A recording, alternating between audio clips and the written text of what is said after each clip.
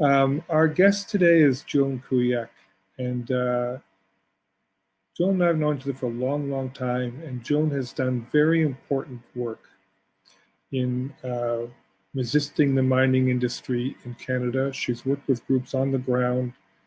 She's worked kind of in coalition around taking on the mining industry in a broader context. And one of the things that's inspired me about her work is that she has a view of how we can live without mining. Really, there is an alternative. There is another way. And with the Water Watchers, we're focused on working with several groups around aggregate extraction. And we're in the process of elevating those local campaigns into a provincial campaign. And I think Joan has got some very important things to say to us. Joan and I had a conversation, and we pre-recorded it because we wanted to be sure we had good transmission for today, and because we're also planning on using it as a resource in our ongoing organizing.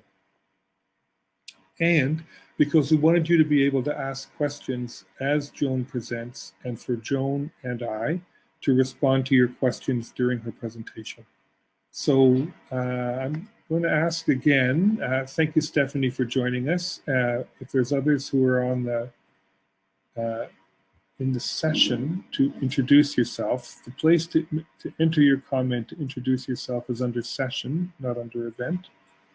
And without further ado, I think somebody's going to do a screen share.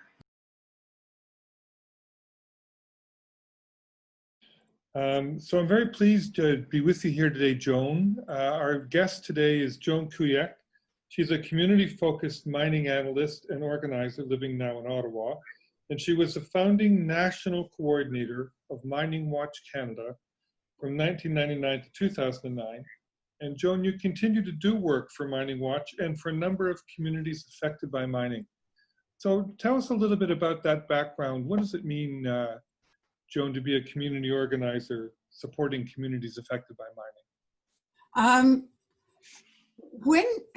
When you want to support communities affected by mining, you bring the skills that you've got and the context you've got to help them out, basically. So I don't organize people anymore because I'm not living in a mining community where I need to do that. What I do is provide skills and talents that I've developed over the years, bring my experience to it. So the book is an example of that, telling people about what I know, helping people look at the extended costs of what's going on with the mining project, helping them meet other people who might be facing similar problems, and generally trying to expand the range of leverage and knowledge that they've got to deal with whatever problems confronting them. So, Joan, your book is about dealing with mining, and our focus today is on aggregate. And I know from talking with you that that working with communities around aggregate mining, the extraction of gravel, isn't part of your background. But I was really struck in reading your book by the similarities in terms of both what the industry is about and the strategies that you describe in the book for dealing with that industry, protecting communities, and moving beyond mining. So I thought it would be really terrific today to talk with you about some of the strategies that you found that have worked, and that we can talk with our friends and allies and communities who are dealing with aggregate applications.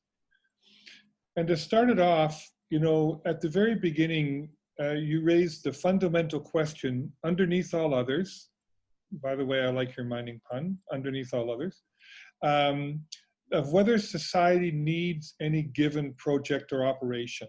And tell us some more about why you think this is a fundamental question, why the conversation starts there. If you look at the existing paradigm that we have for industrial development and mining, or for that matter, aggregates, the first thing that we're told is that we need them. that they're essential to our well-being and jobs and for people's livelihoods. But the real question around sustainability is, do we really need them, and what's the cost of producing them? So, for example, I look a lot at gold mining, and there's a real question about whether we need any more gold. I mean, all the gold that we could ever use is in jewelry or in vaults. We could recycle that. The only really sustainable gold is reused gold. And so the huge cost that's entailed by mining gold becomes a moot question. I think the same thing's true for aggregates, which are used largely in construction and roads and buildings and so on. It's a very destructive industry, like mining is, and the costs that are externalized are just enormous. So whether there's some other way to either reduce our use of these aggregates, whether there's some way to recycle what's already been produced and thereby really respect the cost of producing it, both in labor and in terms of the environment, and whether there's if we need it at all. I mean, is there some way to reduce our footprint on the planet so we don't keep needing to chew up more and more and more of the earth to produce these things? So it's interesting, Joan, we had a workshop earlier this morning, Graham Flint, past president of Gravel Watch Ontario, and he was pointing out two things. The aggregate industry says they're the foundation of the economy, that we have to have aggregate. Yeah. And secondly, that it's a feature of the industry and the policy governing the industry that they have no need to show need.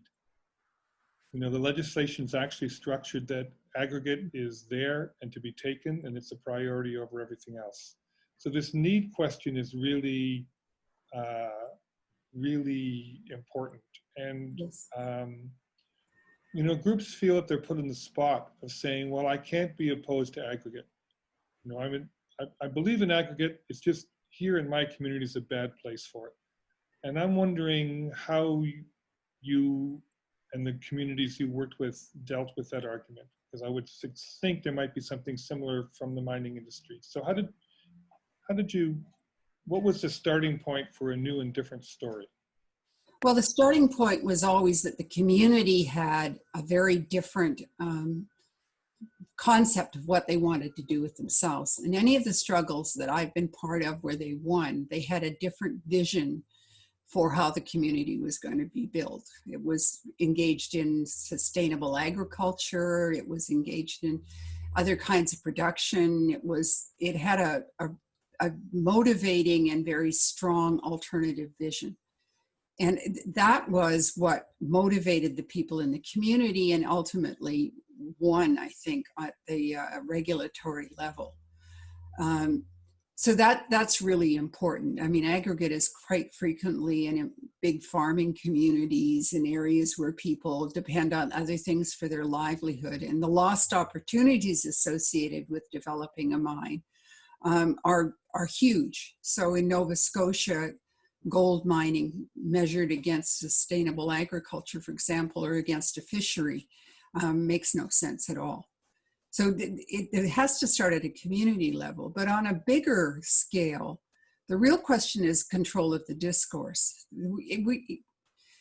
The way in which the mining industry totally dismisses arguments around need and purpose and only makes it in terms of, well, there's a market and we got to produce for it, is a challenge to all of us who are engaged in wanting a different kind of world and wanting a place where people can live sustainably and in harmony with each other and with the earth. And we have to keep making that argument.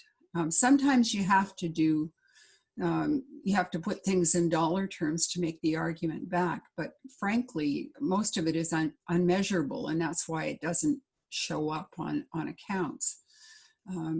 And people are so desperate for jobs these days that they'll mortgage their children's future for them. So it really, I think, is a matter of getting control of the discourse. Don't let them tell you that this is the basis of the economy and essential to it. If this is the basis of the economy, we're all in deep trouble. And it, I mean, it may be true that right now it is, but that's got to be changed. And so aligning ourselves with the people who are wanting to see green economies and different ways of doing things and local sustainable development is really crucial. And challenging traditional economics is part of that. Changing the story is very important, and we're going to come back to that. And in your book, Joan, you identify several strategies, which I wanted to kind of briefly go through each one and think about how, so that our audience can think about how they might apply to contending with the aggregate industry. And the first strategy, you use the language of putting mining in its place, and I think that's an aspect of the story, is to put aggregate extraction in its place. Yeah. And you talk about several key levers to transform that industry, and transforming the aggregate industry is something that has to happen as well. So the first strategy is to internalize the full costs. Tell us a little more about that.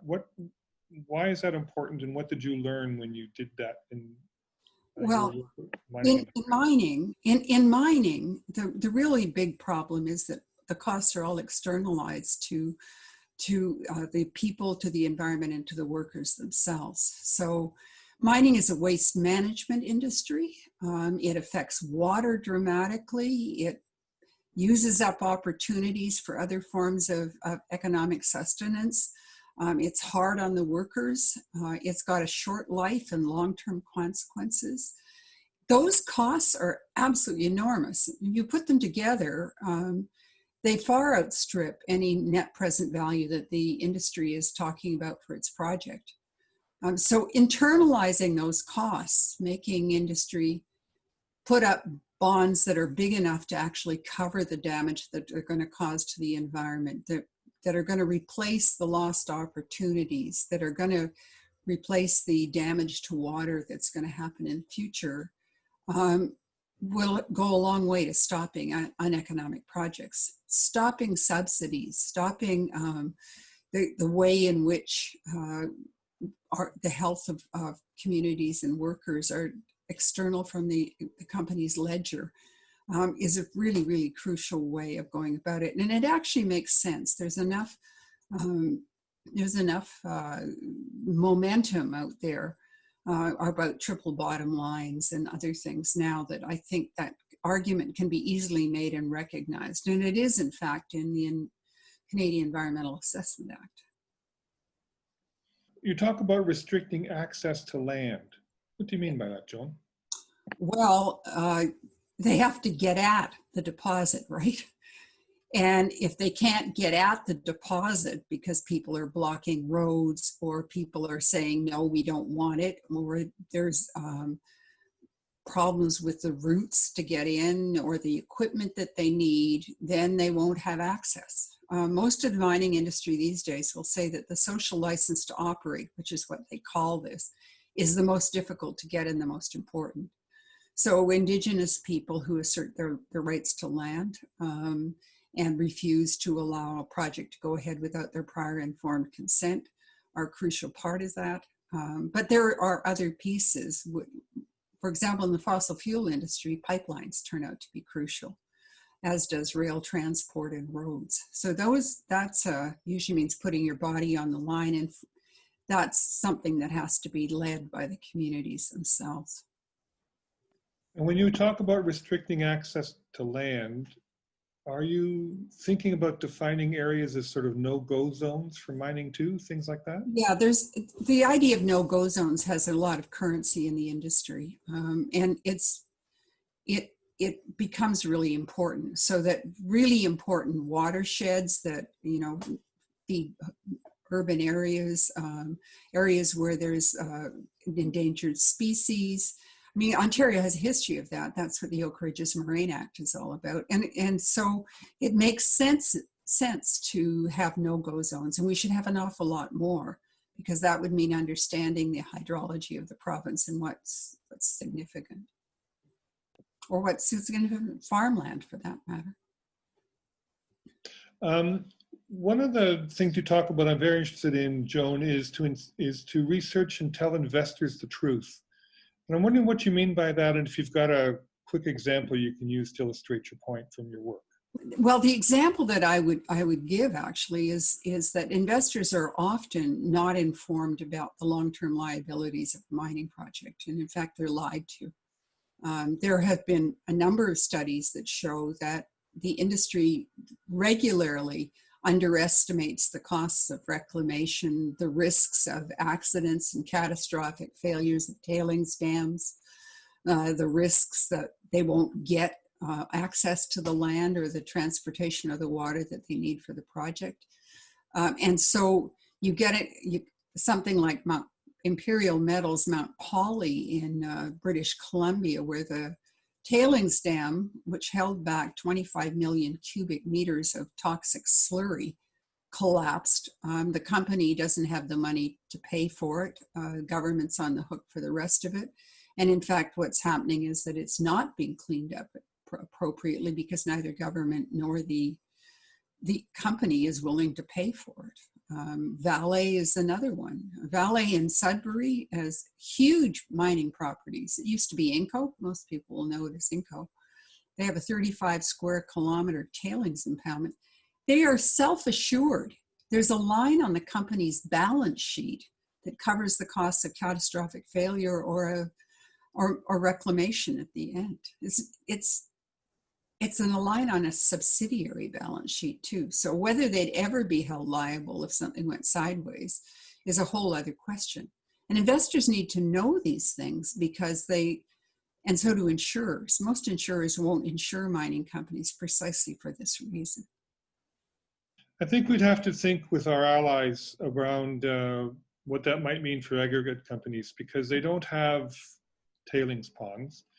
One of the big questions is what damage they may be doing to the groundwater over the long term, and how do we measure that?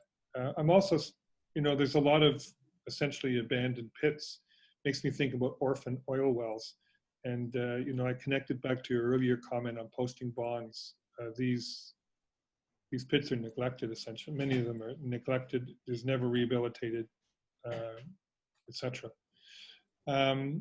But I kind of want to tie the investor part of this to, you talk about international companies and the international strategy in your book. And one of the things we've come to know is that, approximately 70% of the gravel that's mined in Ontario is done by multinational companies whose headquarters are Europe, South America. And I'm interested in your opinion. I think that they're a little more susceptible to brand image, pay more attention to that. And I'm wondering this is maybe a rhetorical question for our audience to talk about more later, is, what is the way that we understand and influence their investors, because they're extracting raw materials in Ontario in order to export profits to their home countries. So I think that's something for our audience to pick up and think about more another time. You talk about insisting on regulation and the enforcement of best practices. Tell us why that's important. Well, really, none of us are in a position to do any of this individually, like to hold these companies to account, precisely because they're as big as you talk about, Mike. So what needs to be done is to make sure that there's strong regulations and that they're enforced. Now, that's very difficult to do because in Ontario, as in most of the world, the mining industry and aggregate industry basically writes the rules. And the laws are written and enforced in the interests of the industry. Where there has been success is where people organize massively to try and bring about change. And so anything that is trying to control either aggregate or mining industry has happened because people organized and fought for it. And we should never underestimate how effective that has been. The fact that we have any kind of control over these industries at all legislatively is because people organized and fought for it. So that it needs to be done. We need to be on top of the regulations protecting water, around environmental assessment, around conditions of work, around water protection, all that stuff. And that has to be done by us collectively. We've got to work together. And that's again about control of the story. People in Ontario need to understand that that these things have been won because people fought for them, not because people are being nice or the industry cares about it. So we need to be on top of that. And there are, I'm sure, best practices for aggregates, just as there are for mining. But they cost money. And so for them to do it, they have to feel that they're going to lose their social license unless they do. Something else that you talk about was interesting to me, Joan, is to encourage the agency of industry workers. Now, in the mining industry, a difference, I think, is that there are workers who are mining. In the aggregate industry, the majority of workers are actually in the hauling business. They're in trucking gravel from one place to another. I'm pretty sure that the workforce on the actual site is pretty small. I'm just wondering, I know this is kind of off the top of your head, but what agency how might we think about encouraging the agency of gravel haulers? Well, I think we misunderstand sometimes what motivates people for change. I don't think people work for a change and a better future for themselves. They do it for their kids. They do it for their kids and their grandkids and the people that they love. They want to protect those things they cherish. So if you think about how gravel haulers, aggregate haulers might be involved in that kind of campaign, it would be because they saw a threat from what they were doing to their children and their grandchildren's future. And you won't win everybody, that's for sure. But my guess is there's probably more of them that would be concerned than you know. Like, we run into aggregate reduction quite a bit through mining these days because of graphite. And in Renville-sur-le-Rouge, a small town on the north shore of the Ottawa River, the community there mobilized, took over the city council, and basically have been able to hold back a graphite mine that is being proposed. And one of the keys to it was the people who would be hauling the graphite, who live in the local community and care about the community. Now, I don't know what's happening with them now, but at a certain point, they were a valuable source of information about what the company was doing. Certainly people who work from the ports and other places where multinationals are shipping out these aggregates, some of them are in unions, and that might make a big difference in terms of how they would organize and what they do to support this work. But again, you need an alternative. If they don't, this is their only source of income and their kids are going to go hungry if they don't do the work, then they'll have a different attitude than if they know there's something else they can do. Yeah, you talk in your book about the importance of just transition for workers in the fossil fuel and the mining industry, and I think we need to think about that for workers in this industry as well. Yeah, and not later, now. I mean, it's the kind of thing we've got to start thinking about very, very early on. We're getting near the end, Joan. The last thing I want to ask you about was a kind of a Just Minerals coalition group that you formed that I think is part about kind of elevating the story to a different level, pushing for regulation, etc. And I'm just wondering if you could say a little bit about that, how it works. Does it bring together, is it a coalition of communities who've been fighting specific mining things who then come together to raise their demands at another level? You're talking about Ontarians for Just Accountable Mineral Strategy. It's right. A very small organization. There is a network through that Mining Watch hosts called the Ontario Mining Action Network, which exchanges information and often does have, I think, has people who are fighting quarries and pits on it. And so people might want to ask about getting on the OMAN listserv. And there's a U.S. Canada group called the Western Mining Action Network, which also includes people who are involved in aggregates. And so people might want to find out more about that. I'd suggest contacting Mining Watch to get that information. So Joan, this has been very interesting, and I just want to read a very small part from your book, and it goes like this. Mining is the story of loss, all kinds of loss, of lives, of land, of water, of livelihoods, of good governance, of future possibilities.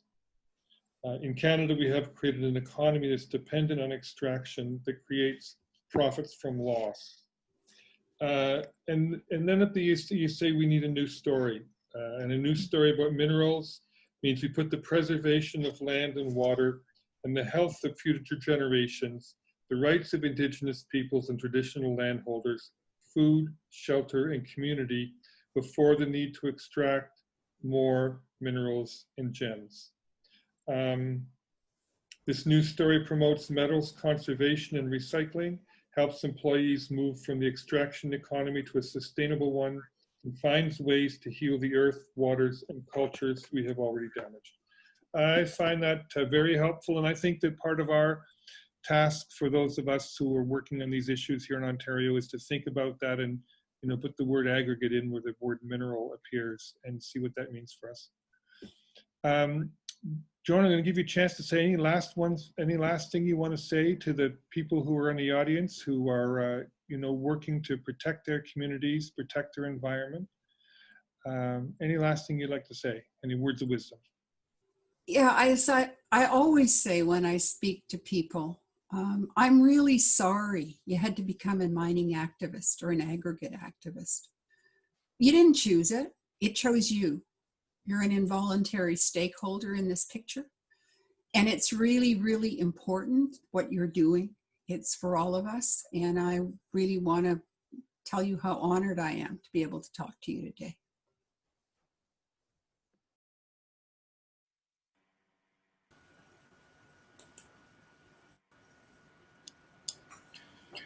Hi, everybody. Hi, Joan. Hi there. Now, I don't know, Megan, maybe I'm going to break the rules here, but we're a small enough group that I think for the next 10 or 15 minutes, if you want to join the screen, folks, click on the audio and video link in your thing, and we'll see each other and talk a little bit. With that smaller group? We're going to find out. Like I say, I feel like we'll do a little rule breaking. Oh, Megan says yes for sure, so okay. She's giving us permission. That's great. I'm glad to hear. So folks, if you want to, click on your audio and video link and you can join us in person. And I'm going to ask you, Joan, there's a comment there from Stephanie DeGrandis said, hi, Stephanie. Stephanie's been part of the Hidden Quarry fight. She's part of the Gravel Watch Ontario leadership group. And they've had a hard time, she says, persuading the public to pay attention to this. Oh, and yeah. What do you think? What do you have to say to what do you have to say about that? It's hopefully something encouraging for Stephanie, maybe a little empathy, but what do you have to say? What advice have you got? Well, aside from giving you all sorts of virtual hugs for doing the work you do, you never know what difference it makes. You really don't. Maybe you'll lose one fight, and because of the work you did, some other one will be won. If it wasn't for Gravel Watch, there'd be probably be an awful lot more going on in Ontario than there is. Gravel Watch has done a remarkable job over the years of bringing these issues forward. And I know when I was at Mining Watch, we always regretted that we didn't have the capacity to do more to work with you folks. These fights like Hidden Quarry and so on are very, very hard. They take an enormous toll on the people there. But they do shift the discourse. And if you're not doing it, then the industry just gets a free ride.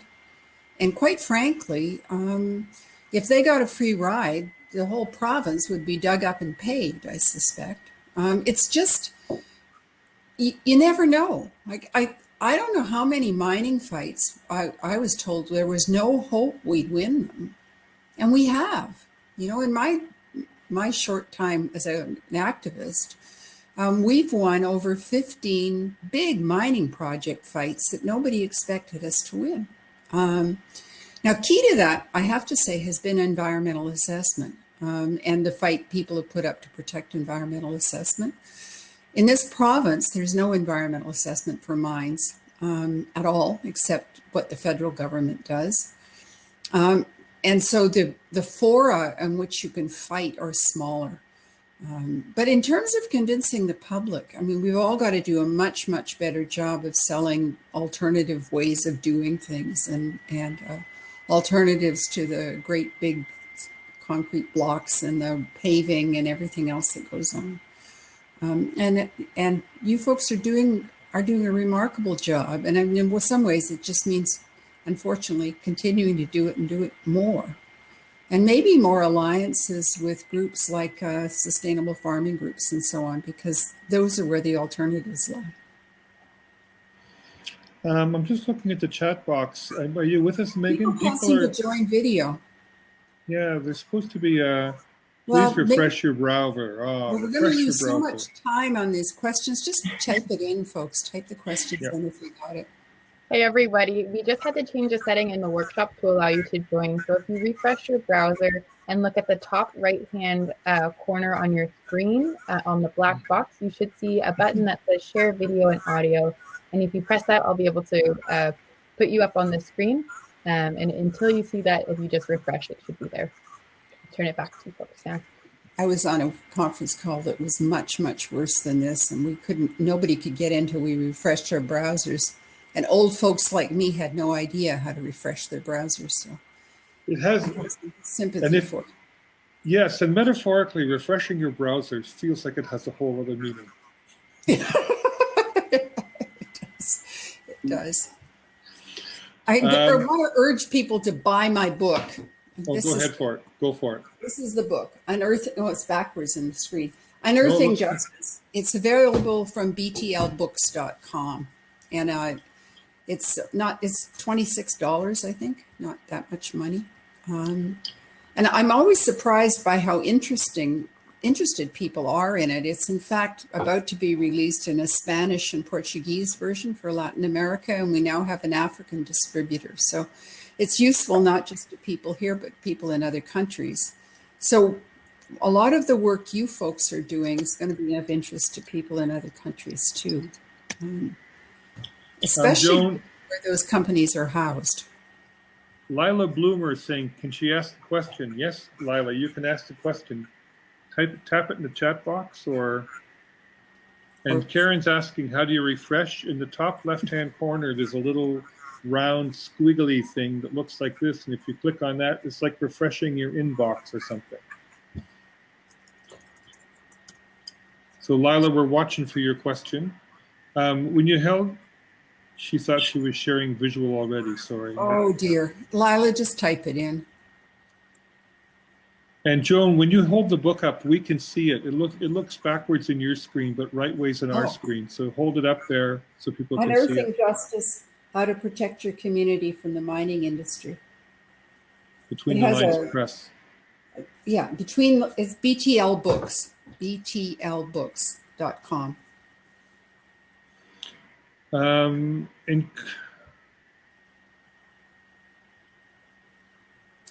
Yeah, Janet, there has been some really good decisions from the Supreme Court of Canada recently. Up until a few years ago, nobody could sue a Canadian mining company in Canadian court. That is now allowed, and so there's a number of very important cases before the courts right now about mining companies in Guatemala, in Ethiopia, and other places. So that's important to know about. And Leila, your question? You know when the best time to block a mining development is? It's before it starts. Once it starts, a whole different thing happens, and that is that the people in the local community have the jobs, and the company will tell you that, you know, they're just going to pick up and go elsewhere if you don't give them an extension or a new water license to take water, or they're, they get to break some other rule that they'd started with. It's really hard once they're operating to hold them to account. So if you can, but before they start is the best place to do it. The other part that's difficult is trying to get it cleaned up once it's over. Now, there is more success usually with gravel pits and quarries in terms of remediation because they don't have a tailings impoundment, but there's still issues around neutral rock drainage, acid rock drainage, drawdown from aquifers, damage to the water table, all sorts of things like that, and contaminants that'll flow from the old site. So those kinds of things are the things you need to raise at the very beginning. The other thing that happens is people have become dependent on the mine and maybe on the quarry. And then all the other jobs that would have been there are now not available. That tends to happen more with mines because they last longer. Joan, Lila said earlier that she's in Alberta trying to stop the Grassy Mountain open pit coal mine in Crow's Nest. It's a horrible project. It's just and she says that once the EA impact assessment is done, is there any chance that a project can be stopped? And if so, how? Well, generally speaking, what happens is if you delay it long enough, then the company can't get investors. I'd start going after investors. The coal mining is in trouble around the world for all sorts of reasons. And certainly people who mines are finding that they can do things around the transport of the coal, where their markets actually are. They can talk to investors. Often the investors aren't specifically just coal investors. I haven't followed this project a lot, but I do know that coal mines are frequently stopped by going after investors, especially when you've got a government like Jason Kenney's, you're in trouble. I think you could be looking at the selenium problems from Elk Valley. There may be selenium problems from the project you're talking about, and certainly that's pretty crucial. So I'd be happy to talk with you separately if you want to get in touch with me. It's Joan Kuyek at simpatico.ca. So I'll just type that in for you if anybody wants to talk to me separately.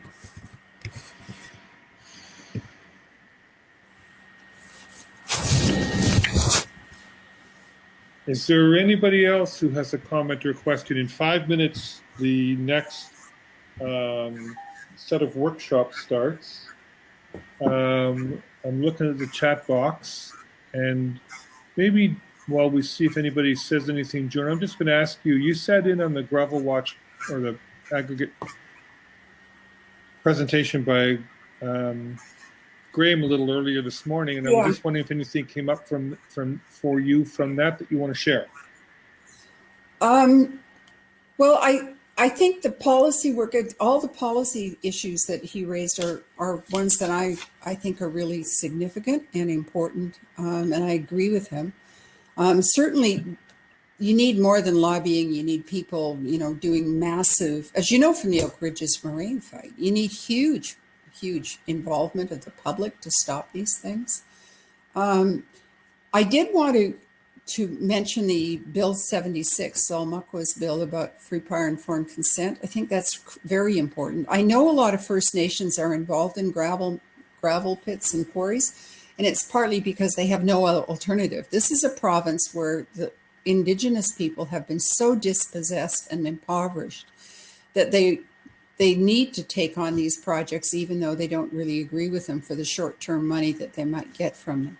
So advocating for Indigenous rights, for Indigenous development, for Indigenous-led projects is really, really crucial. And I think that's important.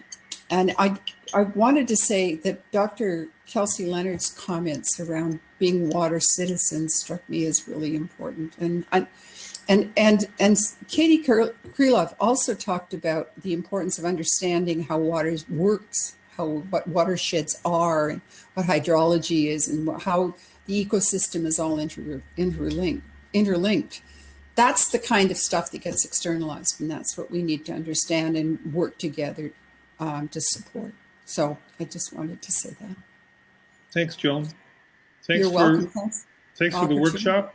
Thanks for being with us today.